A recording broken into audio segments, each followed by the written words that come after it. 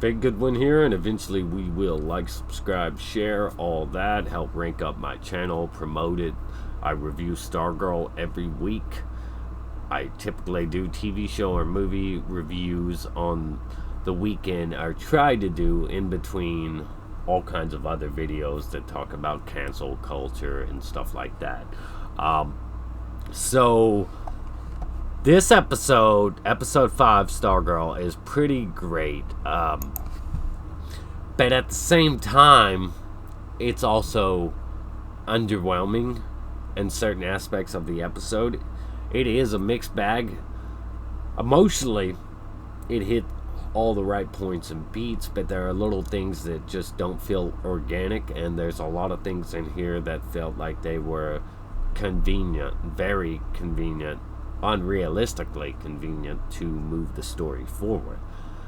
So let's just jump right into the log line. The log line is Pat finds himself one step closer to learning which Injustice Society members may be in Blue Valley, and a search for Rick leads Courtney, Yolanda, and Beth to Sydney's Halloween party. That's not much of a log line. It doesn't really detail everything that goes into the episode. I do think it's funny that we're getting a Halloween episode right now, but it's not like heavily focused on the Halloween side of things. I do think that this was probably meant to drop in October, but it just didn't because whatever behind it. So let's just talk about the best things about this episode up front, and then I'll get into the mixed stuff and what could be considered bad, or it could be considered good. So I'm just gonna say mixed. There isn't really anything in this episode that I'd particularly conclude as just flat out bad, but it is a bit mixed for me in terms of how the narrative drives itself forward. So the opening scene involving Rex Tyler and his son Rick and the jerk uncle and the mother, it was pretty emotionally powerful, and I felt like they executed this very well. However, at the same time, it does feel like a cliche for somebody to call up a family member and just say, we gotta go in a hurry, we need to drop our kid on you and get out of Dodge, we don't know when we'll be back. However, and it seems a bit unrealistic that anybody would just say, oh, okay, I'll take your kid, but there is a $50,000 incentive to it in this episode, so I could see why somebody like this would take over the child for them in their absence. But it doesn't really explain where the $50,000 came from or where it goes, because years later, nothing has changed. He's still with his uncle, and it's still the same truck, still the same place, and the jerk uncle has sold, he sells Rick's carburetor for money. I do like the opening shot, the landscape and all that, and seeing Rick working on this car that was his parents'. All that really worked for me. The music going with it really helps it. But other things to think about in here, Rick's been fixing his dad's car, and his jerk uncle just makes him walk past the tree every day that his parents crashed into. So when you think about that from the emotional standpoint, when you really put thought and emotion into it, you could see how this would be very psychologically damaging for this kid. Not to mention, Rick lives on the outskirts of town on a farm, and his uncle's making him walk all the way to school every day. So you can actually understand why Rick would be considered a troublemaker with the way his uncle treats him, and just everything, and why he's a loner living on the outside of town. But the best stuff in this episode that actually works for me was Pat related. It was all Pat related, all the stuff that worked for me in this episode, because Pat going out there to give Rick a carburetor to replace the one his uncle sold, That was probably one of the best scenes because it furthered the plot in a way that was just driven from subtle pickups. During Pat and Rick's interaction earlier, he talked about his father's car that he had been working on, and it's obvious it means something to him. Later, though, Pat meets Matt, who claims to be Rick's father. Beth considers the car junk, and Pat just picking up on all this, all these little things that seem off. Pat's instincts and his suspicions in this episode, the difference with Rick's last name, the car, the behavior of Rick's so-called father. That stuff felt very organic to me. And this episode does a great job of staying true to characters. For instance, Yolonda not wanting to go into the party due to her social anxiety and her reputation, and makes it clear why they stick her outside while Beth and Courtney go inside. And Beth's parents not having time for her due to their work, explaining her loneliness and why she's so into what she's doing in this episode. Characters stay true to themselves, and it works for most of the story. But a lot of the story does a lot of things that are essentially all too convenient for the sake of driving the narrative forward. Courtney's persistent motivation to recruit other heroes and her insistence of Starman being her father allows her to connect with Rick in a way that others can't in this episode, though. The other characters can't connect with him like her due to her insistence that Starman is her father and he was killed by the Injustice Society. So it gives Rick someone to relate to. Pat is really the best thing because his caution, which he fills Courtney in on the wizard and his family being murdered, while they need to tread lightly, his approach really makes sense and drives the story forward more organically than anything else in this episode. We get to see Sydney really, she's going to embrace that role as a villain. I can see that now, and her pushing away Henry with her attitude, who's starting to feel his powers, starting to become aware of them or something. Well, he's not becoming aware that he has powers, but the powers are starting to work. Picking up on his powers, Yolanda, through her mind, he hears her call him a jerk when he goes to leave the party because Sydney's attitude. I felt like that strategic placement of those two characters was pretty great. The Gizmo mask in this episode is pretty funny. I also want to highlight the fact that when Yolanda and Courtney are talking about recruiting people, they do show Artemis Croc, and they're like, no, she's too rough. So I like that. That was pretty cool. But Stargirl, Beth, Yolanda helping Rick to discover his powers. Of course, that I felt like that went the way it should have went. Because he's young, he's angry. He's like, yeah, cool, thanks for showing me his powers, but I'm not going to be a superhero. And he went on to trash his uncle's truck. I just felt like all this stuff going on in here, a lot of the stuff was way too convenient. I'm going to get to that. But due to the fact he trashed his uncle's truck, and it arrives at Pat's shop, with it being obvious that it wasn't smashed by a car, because where it was setting, you couldn't hit that side of the truck with a car. So this furthering Pat's suspicions, igniting them.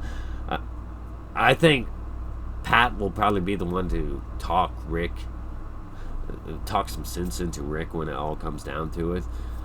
But this raising of Pat's suspicions also leads him to find that stolen bag, and you got the Green Lantern and all the other stuff that Courtney has been lugging around in that huge duffel bag. And she's saying, oh, it's Jim's stuff. I felt like a lot of this stuff really paid off in this episode, but some of it just didn't work.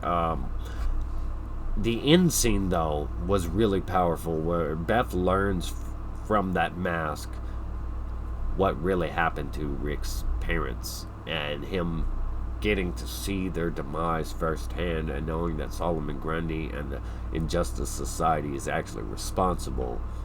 For a minute, it looked like the Stargirl and Wildcat and Beth were going to have to do something about Rick, because their reaction to him just being filled with anger and breaking that tree down and just being consumed with that rage is a little concerning for them. However, one inconsistency I notice here is after it's all said and done, Rick's like, yeah, I'll sign up with you guys, but I want revenge. Essentially, that's what Courtney wants herself too, is revenge. She doesn't really want justice. She wants revenge. Or she wants what she thinks is to be closer to her father. And Starman isn't actually her father, unless that's the way they're going to play it in the show. But I don't think that's the way they're going to play it in the show.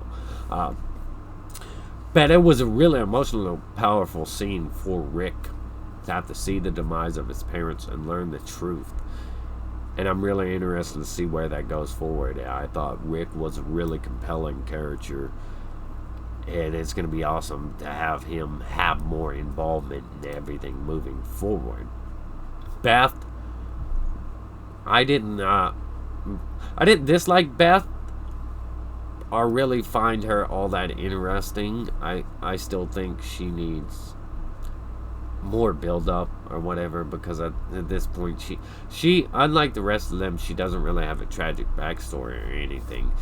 She just is really involved, and she's a little too talk active and a little bit too all over the place. She needs to be more refined. Anyways, the worst stuff, and the thing I feel a little bit mixed feelings about, is Courtney and Yolonda openly talking about superhero stuff in the school hallway while Beth follows close enough to hear them without them acknowledging her, why Courtney herself is always going on about, we need to be more aware, we need to play it safe. It seems to work against Courtney's behavior, this scene right here, because Courtney's just always stay alert, aware, because the villains could be anybody. In fact, later on in this episode, they tell Rick it's not smart to use his powers in public. But they openly talk about their powers and stuff in that hallway, in a busy school hallway. So that did not work for me. Just the Dr. Mid-Nite mask being left behind felt too convenient to drive the narrative. Beth stumbles across it because she goes to Courtney's house claiming to be her friend, and the dog is chewing on it because it was left behind, which leads Beth to finding and pretty much learning everything from this AI voiced knowledgeable database. Much of the episode's driving narrative didn't feel organic. It felt convenient. I have no problem with characters learning everything in this way, because it is interesting, and it's better than just being told in some bland way that isn't driving us forward. But at the same time, it's really convenient. I think they should focus less on doing things more organically, like they were doing here with Pat, instead of all the other stuff that they were doing, which just happened to be convenient. So one of the problems too in this episode is Pat's car conveniently breaking down in the right place at the right time for Rick to pass by and Courtney to acknowledge that the hourglass is for him, and for Pat to learn he might be Hourman's son due to pressing about the kind of car he's working on. The conversation itself actually did work for me. The conversation itself felt organic, and the timing, but the breakdown of the car, where it broke down at, and when it broke down at, that just felt weird. Another thing that felt kind of just out of place, the dragons in the water comment from the janitor was weird. It didn't feel like it needed to be put there. I understand, of course, they're trying to draw attention to the janitor with small nods in effort to pay off later in the show. But you don't have to do that much. All you got to do is show him. He doesn't have to say comments like that, which we know what comments like that mean. We don't have to have that in there. So, those are the things that didn't work for me in the episode. I feel I have mixed feelings about. Of course, I can't suggest how to do it differently with Beth, but a lot of Beth's stuff was really very convenient. A lot of the episode driving narrative was really convenient and didn't feel organic. Pat following up that interaction with Rick by going to his house and stuff like that, all that felt like it was earned, like it would happen naturally. But what set it off, the breakdown of the car and why it broke down at it just seemed weird. This episode I'd have to give a 7 out of 10 despite all the plot convenience stuff. I'd have to give it a 7 because Rick's character is really compelling. The way they handled Pat learning more about Rick was really cool. Seeing Artemis Croc in there, that was pretty cool. Having more heroes involved now than before, that was cool. They also built up Henry's character. They also didn't really build him up, but they shed a little bit more light on Henry's development, which was great. And then you have this whole subplot of the villains where they're tying up their loose ends, and all that worked pretty great. And the one thing that worked most for me was Rick saying he didn't want justice, he wanted revenge, because everybody's not going to want justice, and this is a guy that's filled with anger and stuff, so of course this is his standpoint, and it felt very natural for me. So I'm really curious to see where it goes from here. And let me know your thoughts and opinions on this episode. Tell me all the Easter eggs I missed. I bet you I missed a lot, but comment down below. Tell me your favorite your favorite scenes, or your favorite dialogue. What worked for you, what didn't work for you, what you thought was stupid, what you thought was clever.